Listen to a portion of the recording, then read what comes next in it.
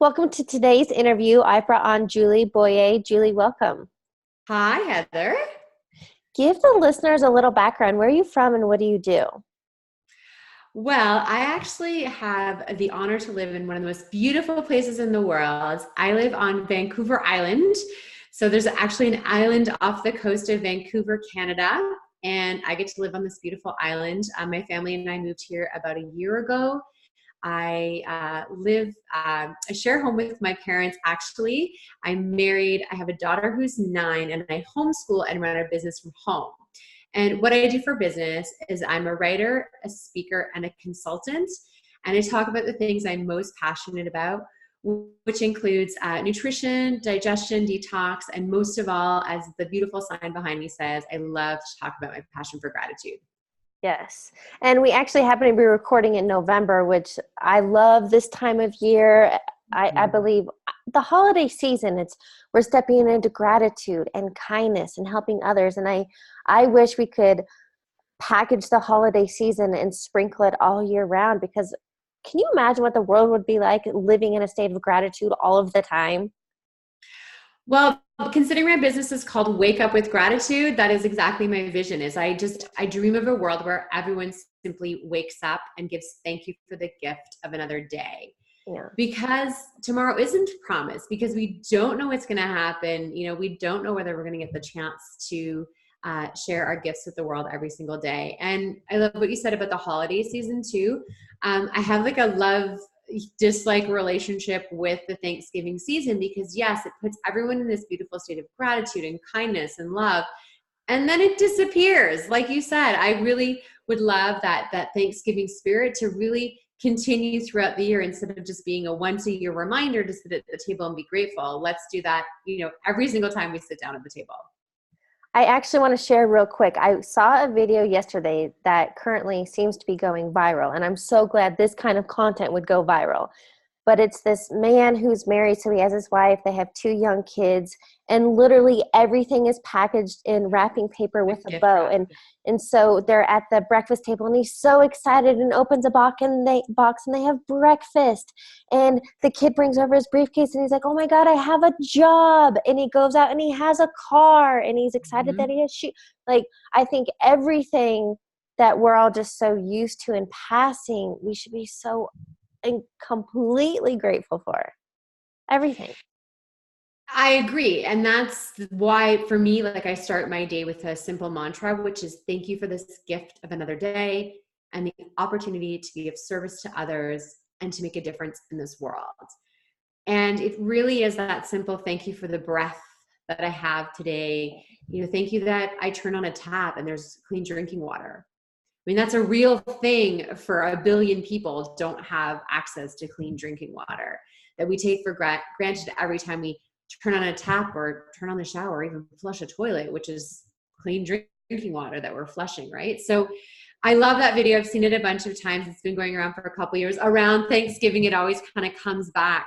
But it's so easy to take for granted so many of the simple things that many, many billions of people around the world do not have access to. Even just having a vehicle that you can drive. I mean, that is a very small percentage of the world who actually has their own vehicle.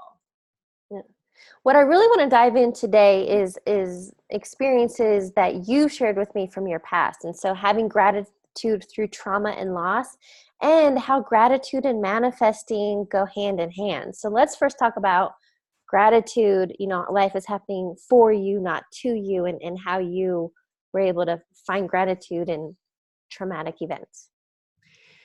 So one of the things that I really encourage people is to start a gratitude practice while things are going well, because life is going to show up in ways that are very challenging, and it's going to be different for every single person. But what I know for sure is the SHIT is going to hit the fan at some point for all of us. And we don't know what it's going to look like. And we can't really prepare ahead of time for how we're going to deal with trauma when it does happen in our own lives.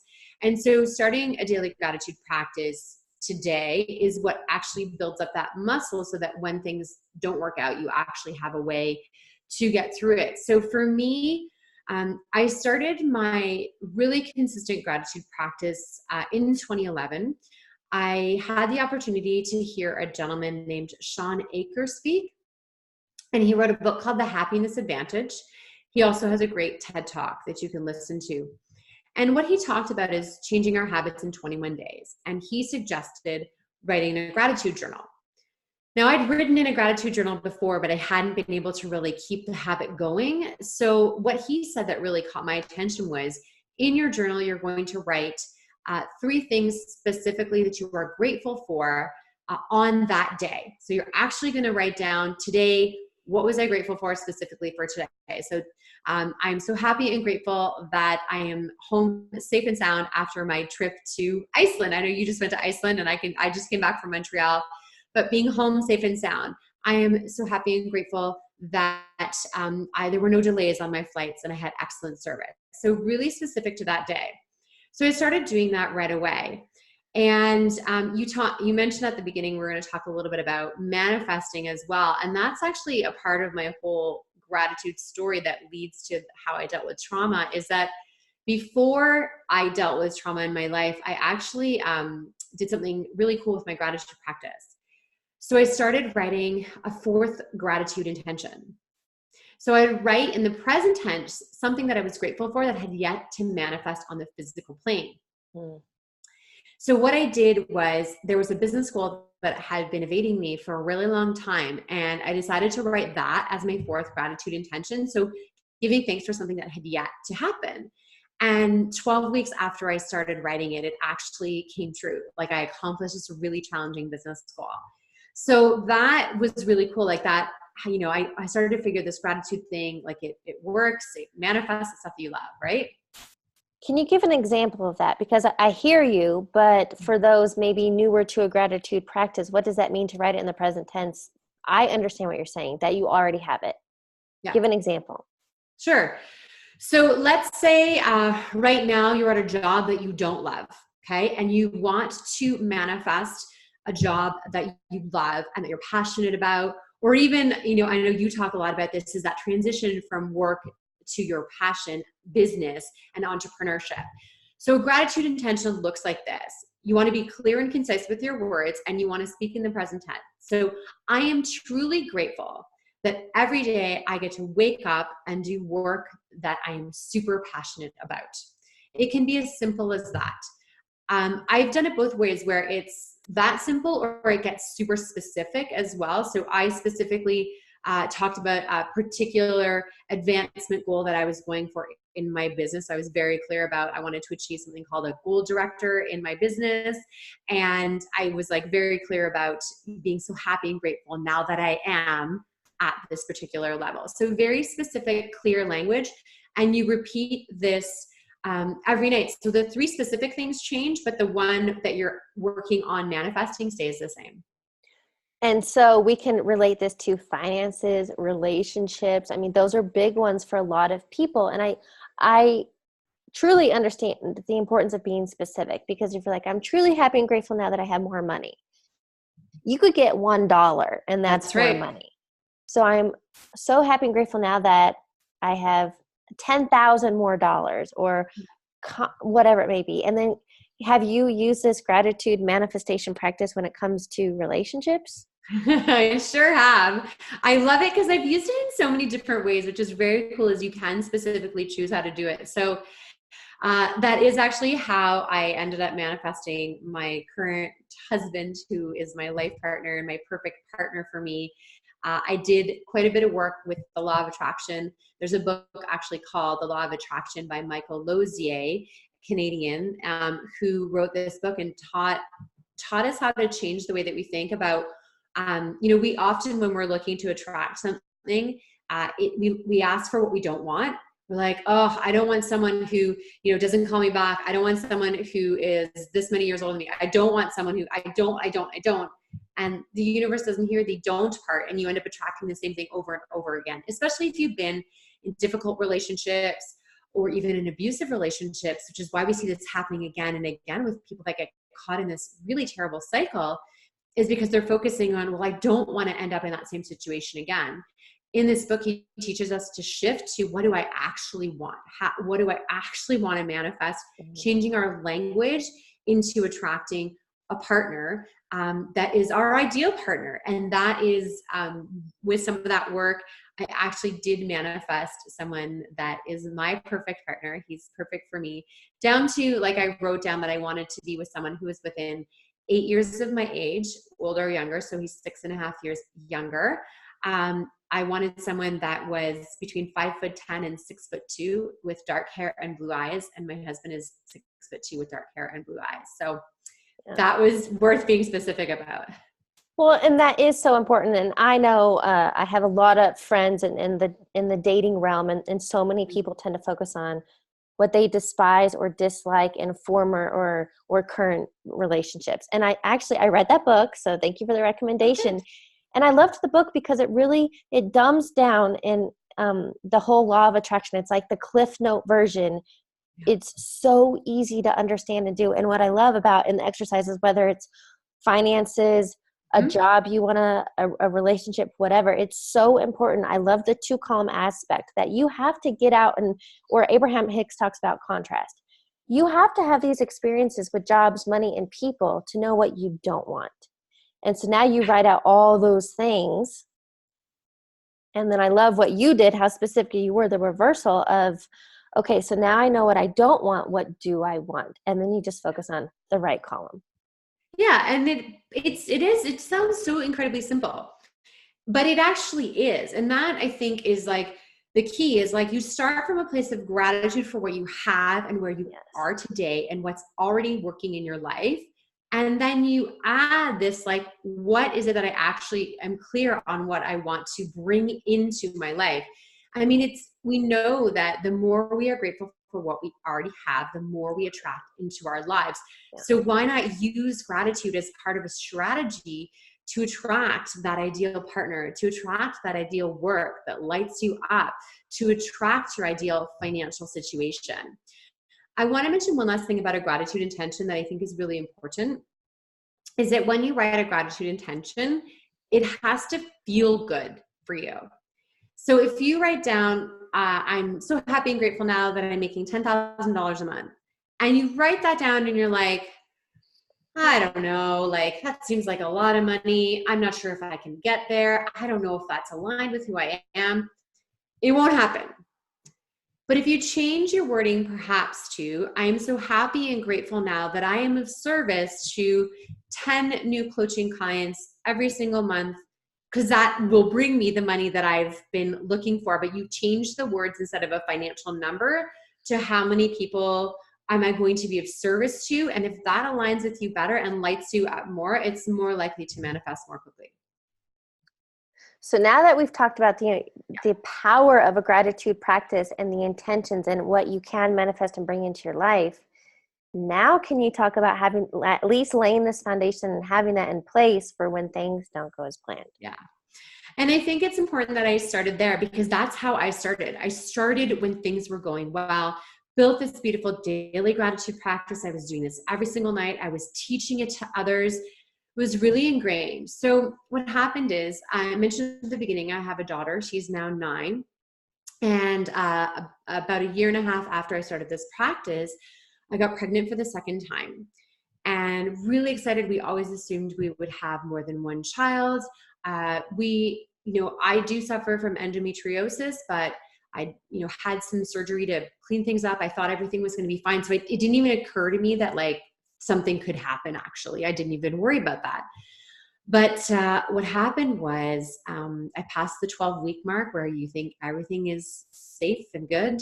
And at 15 weeks gestation, I had a traumatic miscarriage at home. And, for women, miscarriage is a lot more common than we would talk about.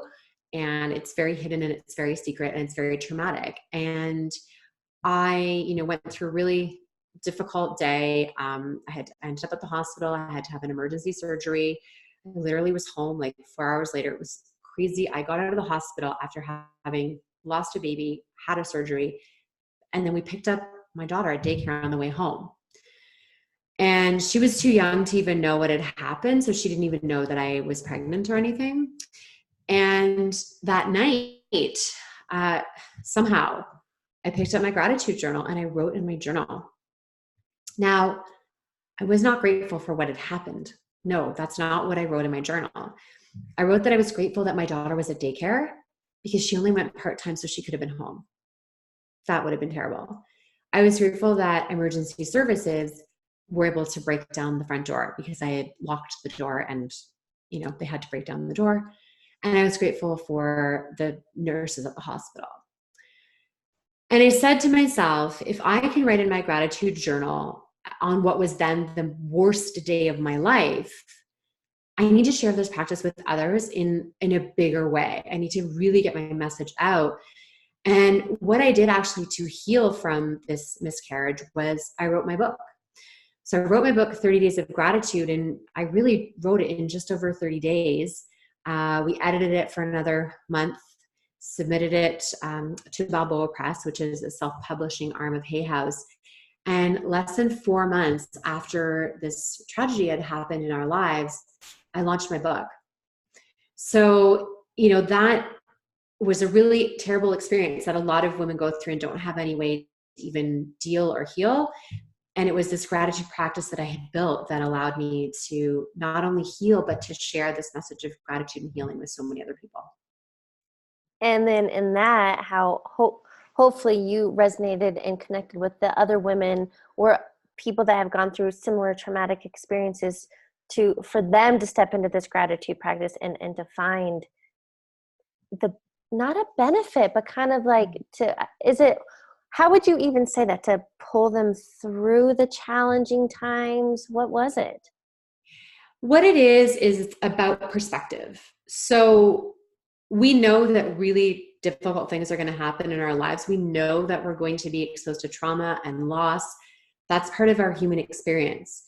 So I never want to encourage anybody to be grateful for a loss or a trauma or anything that happens, especially in the moment. But sometimes the only thing, when someone's going through a trauma, the only thing that they can potentially even find gratitude for is their own breath or their own heart beating. And sometimes even that can be really hard.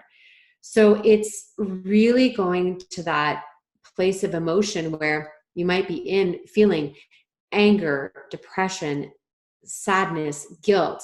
And it's that little tiny bit of gratitude in that small moment that can help you kind of go up the ladder of emotional resonance to eventually get to a place where you can actually live as a grateful person. And that the faster you work through it is really a comment on not a comment, but a reflection of your own personal healing process.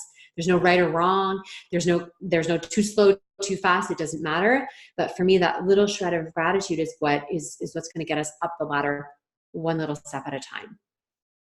Something I've heard time and time again, which I know is so powerful, because I feel that so much of society, they suppress emotions. They don't want to deal with things.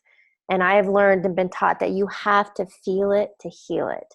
Yeah. And so going through that process and giving yourself compassion and asking for help, right? Yeah. And it's interesting because you mentioned, was I really talking about this a lot after the book? And what's interesting is I wasn't really sharing my story about, like, I would mention that I had a miscarriage, but I wasn't really sharing the story too much at the beginning. It was harder than I thought. And then unfortunately, a year and a half later, I did get pregnant a third time. And I was definitely more cautious this time. I didn't know what would happen, but we were grateful for the blessing. We just prayed that everything would work. And I suffered a second miscarriage at 12 weeks this time, like so close, right? And I had to have the same procedure again, went to the hospital, all of that. I actually did write in my gratitude journal again when I got home from the hospital, but things kind of took a turn for the worst. Unfortunately, after that experience, I ended up with a bacterial infection called invasive group A strep, which is actually something that most people don't survive. So in order for me to heal, I had to be put in a medically induced coma. And I spent a week asleep and healing. And when I finally did wake up, I really, truly, I understand what it means to wake up with gratitude. I understand what it means to be so close to losing your life, that every moment is filled with gratitude. 5 years later, it's been 5 years, actually, unbelievably. I can't believe it's been 5 years since this happened. Do I look back at the experience with gratitude? No.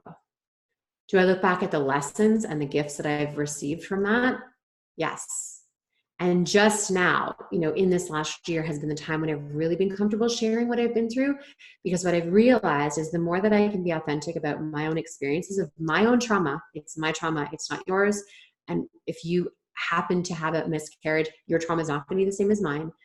But by sharing my story and being more authentic and sharing how gratitude has been a part of my healing, now I'm really helping others. Now I'm really connecting with others on a much deeper level, because they can see and recognize that I've been through something super difficult, but I've also healed and come out the other side. That's so powerful. So then I have a question for you. What is one key takeaway you want listeners to get from this conversation? For me, it always goes back to the one simple message that I have is to choose to wake up with gratitude every single day. How can you remember to do that? A couple simple things you can do is you can change the name of your alarm. So let's say you use your phone as your alarm, which most people do. Make sure your phone's on airplane mode before you go to bed, but change the name of your alarm to I am grateful, or wake up with gratitude, or whatever. You can change the name of your alarm on your phone. You can also just put a sticky note on your wall. So when you turn, it says, I am grateful. Thank you for this gift of another day, whatever. You can also put a thank you card on your bedside table to remind you to say thank you. So those simple things can help you to actually remember to wake up with gratitude. And I believe the key is this is a daily practice. You don't do it once, a daily practice. It absolutely is, but also don't give yourself a hard time if you do it one day and forget the next. It's a habit that you're going to create.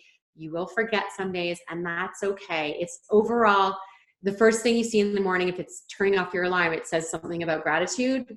That's a huge start. Yeah. I would like to ask you a few questions rapid fire to wrap up the interview. And the first one being, what is a quote or motto that you live by?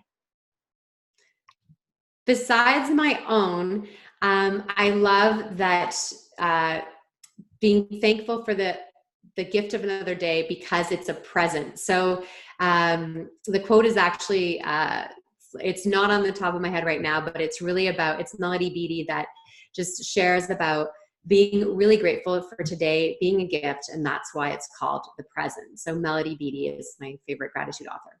Yes, I love that. Second question for you. What is a book you're currently reading or highly recommend? Well, I'm actually rereading Think and Grow Rich. So one of the classics, but I've gotten back into it and I'm reading it again. And it's you know what the messages about mindset are just as valuable as they were when it was written in the 1930s. I have to tell you, Napoleon Hill, love him. There's some sort of special on Amazon Prime that I came across and I started. Yeah, I haven't finished it, but if you like Think and Grow Rich, it's another book by him that actually, it's kind of been under wraps, but it's called Outwitting the Devil. Mm-hmm. That book will blow your mind. Yay for Napoleon Hill, right? Yeah, yeah. Awesome. Okay, final question for you. Yeah. What advice would you give your younger self? I would definitely encourage my younger self to focus on gratitude first. Just a quick story to finish up. This summer, I had kept all my high school journals. I actually had them. And this summer, I took them out of a box and started reading them again. And I'm like, this girl was so unhappy and so negative and just a lot of really not great stuff going on in her life. And so what I did is I burned them. I put a little campfire, my little campfire pit outside, and I just ripped the pages out of the journal and burned them. And I was sending love to that younger version of myself and encouraging her to focus on more of the things that she could be grateful for instead of talking about all the stuff that was not going right in her life. Because whatever you focus on expands. Yeah. I love Teenage years are tough. So a little bit of gratitude, I think, goes a long way when you're going through that high school angst, for sure. Yes. Great note to end on. Julie, thank you so much for joining me today and sharing your story. I am so incredibly grateful to be a part of your community, to share my message of gratitude and love and kindness. Thank you so much, Heather.